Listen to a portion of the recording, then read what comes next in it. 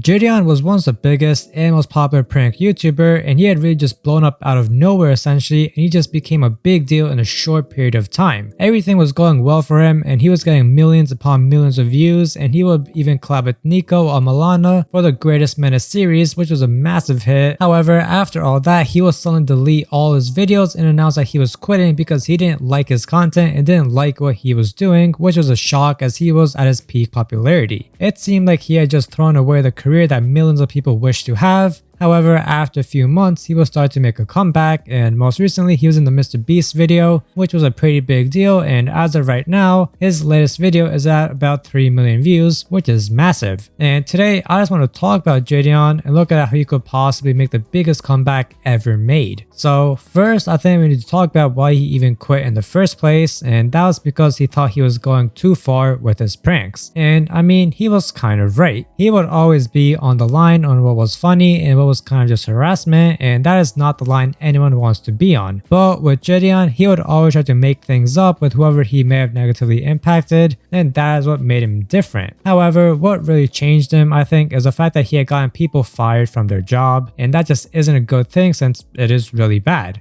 And I got the prank done, got millions of views off of it, so many people giving me props, but what a lot of you guys don't know is 3 people lost their jobs because of me. Because I lied and was saying that I worked there, I got 3 security officers fired that had been working there for years.